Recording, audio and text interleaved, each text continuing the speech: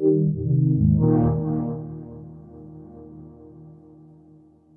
I'm Pete Hines from Bethesda, and we're here at QuakeCon 2017.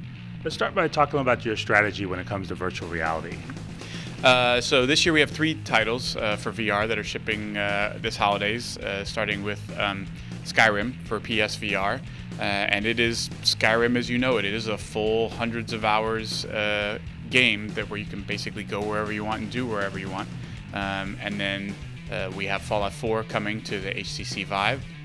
Much the same thing, like it's Fallout 4 as you know it, all that content, hundreds of hours of gameplay, and Doom VFR, which is a smaller, condensed experience based off of the Doom game from last year, but that game is really fast and fluid and aggressive. It doesn't translate well to VR without people throwing up a lot, so it's a different kind of game, but in that same Doom spirit. But you know, you're not running around, you're teleporting, and your glory kills are kind of used off of teleporting to an enemy that is vulnerable. So, you know, in some cases it's taking a full game that we've done with lots of content and bringing it just like that to VR, and in other cases taking a game that folks know us for and maybe doing what is a VR translation of that experience. What's the development process been like translating a full game, especially these massive games you guys make, to virtual reality?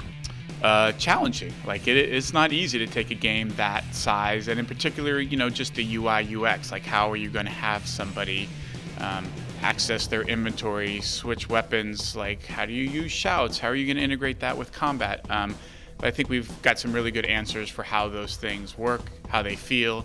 You know, the simple idea of like your Pip-Boy isn't, you know, you don't need a button that your character does this when you press the button or a key in a game to look at your Pip-Boy. So that's what you do in VR. Is you just pull up your forearm and there's your Pip-Boy in VR, and you can use your buttons to navigate through it and equip items or to use stuff.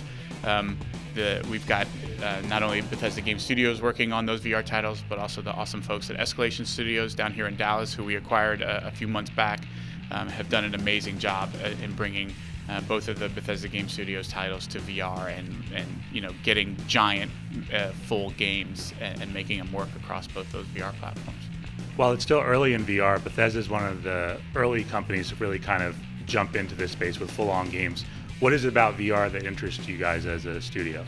You know, with anything, whether it's mobile games or VR, whatever, our studios are always looking at those things as it relates to the kind of games or experiences they're looking for, and looking for those good fits. In these cases, you know, you've got 2 titles from Bethesda Game Studios in Fallout and Skyrim. You know, those franchises are known for immersion, right? Giving the player sort of a sense of place where they get to explore these worlds and kind of do what they want and sort of lose themselves.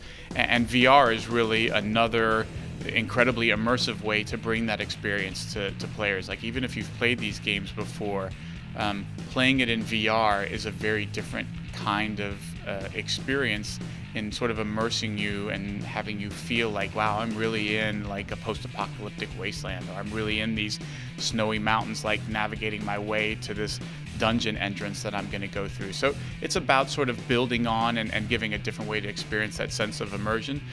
You know, in the case of Doom, one of the things that it was known for, in addition to its kind of its tone and its combat and its pace, was its technology. Like how beautiful the world looked as you played through it, and sort of taking that tech and bringing it to VR and still giving you that feeling of being like this badass Doom Marine, the Doom Slayer, but doing it in VR is a pretty cool experience in terms of like getting even a better sense of scale when you're facing these demons. Like when you see a Hell Knight or a Cacodemon, you're like, damn, those things really are big. Like, it's one thing when you're playing it on your monitor or a big TV, but when all you see is the screen and you're literally doing this to look up at the top of a demon, like there's just something about that gives you a sort of a different appreciation for these worlds and being a part of them.